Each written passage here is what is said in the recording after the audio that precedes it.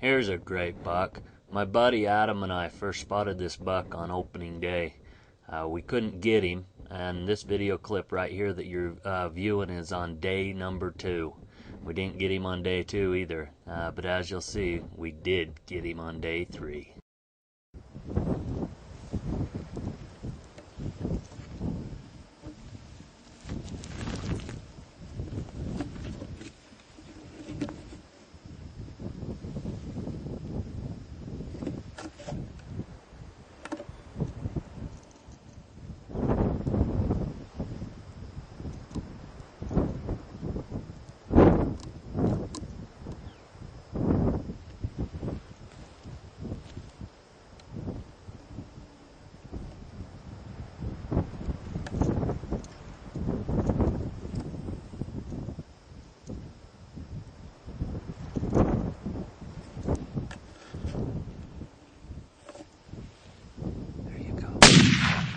Missed high. High? Yeah, high. Shit. There you hit him. He going down. There you got him. He's down. He's down. He's down. Woo! Oh my goodness! Holy crud! Oh, I was shaking like a leaf, Brian. Oh, I know you missed him. Oh! Holy. I was waiting for him to turn around. I didn't want to take him and facing away from me. Is he down for good? I can't pick him up in this camera. Oh. Yes! Come here, dude. Thank you, sir. I owe you a great answer. That's awesome. That's Dude. a great buck. Dude, you're a good friend.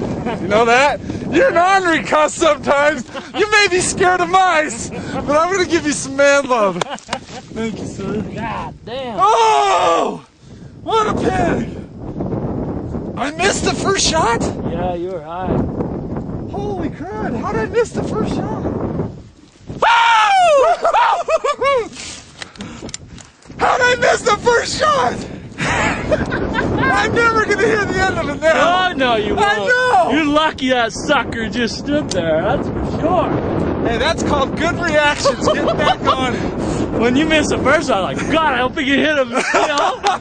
But you hit him both times on the second and third. I perform well under pressure. Woo! Holy cow, nice spot, dude. You look God, up I there, can't your eyes believe are this big. Right there where we want him to be. Your eyes are this big, you're like, he's right there. And within range, yes. everything. I didn't even range it. That's like 250. Yeah, he's a stud, dude. Yeah, he's laying down. Look at my hand. Piled up. My biggest buck by far, dude. That is so cool. God Yes! damn. Oh! Let's go check him out. That's just awesome. Woo! Awesome. I'm pumped, dude. I am just on a emotional high now. And I'll never ever see. This is the biggest buck I've ever seen while I've been carrying a rifle. And so in my lifetime, for me to get another buck like this is probably not going to happen. So, you know, come to Colorado. It's a fun hunt. You see a lot of good deer. It's not easy by any means. There's not big bucks like this around the corner, as Brian's going to tell you. Yeah, he got lucky. We got lucky. I mean, we found this buck on the first day. We worked our butts off, and we had him, we thought, yesterday morning, and he gave us the slip. And luckily, Brian talked me out of another buck that I like that's a little bit smaller than this, not as wide. He had a little kicker coming off and an inline, but this buck just has everything. As far beautiful. As I gut shot him. He's a dandy. For one shot's right here, though, I will add. Is it? Oh, he is a good one. Look at those pretty antlers. What a pretty buck. Yeah, he's a good one. That front end, we knew that left side was just beautiful. Oh, pretty chocolate antlers. Look how purty. Purty, purty, purty. All right, boys, here we are on Adam's late season deer hunt, and we got a dandy buck. I'll let Adam tell you the story. Well, Brian called me up and said, let's go hunt Colorado, and knowing that I've never killed a big buck, he brought me up here. So, you know, I was optimistic. You know, it's a beautiful place. I didn't expect to see this caliber of buck, I guess. We saw another one that had an inline, wasn't as wide, maybe had a little cheater on this side. Or cheater on this side and inlet, yeah. Beautiful buck, but not quite as wide, and I really wanted him, but man, Brian talked me out of him. He says he didn't want to go in there, and I agreed we'd go look a little bit more. It was opening morning, so what could you do? Like the first hour, so yeah. I felt like we had to look, because I felt like that was a good buck, but not for opening day. I mean, you know, of course, I didn't expect we would really actually find a bigger one, but you gotta look, and heck, it was only, what, a half hour later. We left that area, come over here, and he was standing there. He was clear up on top of this hillside. And yeah, and we seen him go around the hill, and immediately I said, now there's one that we'll take. Because he's big enough. I mean, you know, this buck's at the point where you got to shoot him, you know. Yeah. So he's a dandy. And anyway, so we didn't get him that day. That was opening day. And we come back yesterday morning, and we seen him. We set up. Right where we hoped he'd be. Yeah, and we still didn't get him. He slipped away. He's out. He went back into these quakies here behind us, and we don't know what he did. He may have just stayed in the canyon all day. Yeah, or we're slipped thinking up. now, because he's so close, that my guess is he probably bedded up right here all day yesterday, and just, you know, he probably knew that there was activity up there, us maybe starting the four-wheelers or something like that. But anyways, he stayed right here, and then this morning we come over, and this morning we walked, you know, probably a quarter of a mile into here rather than riding, because there's a road up here.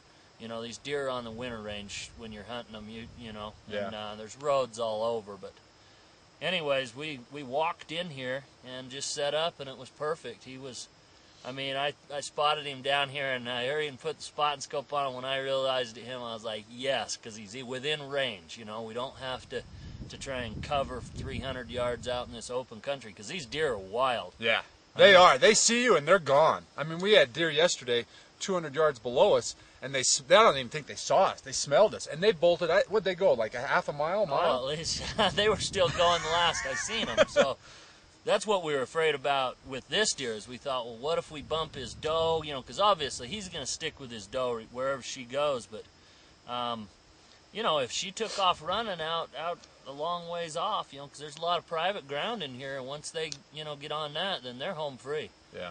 And so that's one thing we were really worried about. There's private ground, what, maybe a quarter mile away? Yeah. And we were worried that if we bumped him at all yesterday, and we didn't think we had bumped him.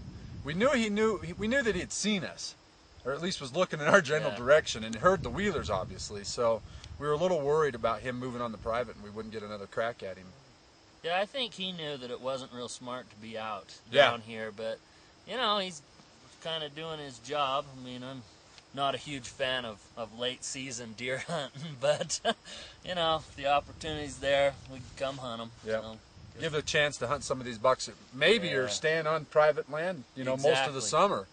So give you a chance to see some of the bucks, and you know what Colorado's known for is some of these big monster muleys. So it's pretty cool. And Adam made, what was it, a 225 yard shot? 220. So, and he missed the first shot. So. Don't know how. But Brian said you're high, and I've been putting the pressure on him, because I told him, I said, whatever you do, don't miss. You know, and he only said that about 20 times. Yeah, I did. I don't want to put any pressure on you, but hey, don't miss. I mean, I've missed them. I know I've missed deer and had them disappear, and it's a sad feeling. You never really get over it. So. And you don't want to wound him, and so I just racked in another one, took his advice, put it on, and just held a little tight and hit him the second and third shot. But we got him, and it's awesome. So there you go, buck. Boys. Beautiful buck, boy. Another big buck. Woo! Brian's 3 for 3. That's good enough for me. Purdy. Awesome.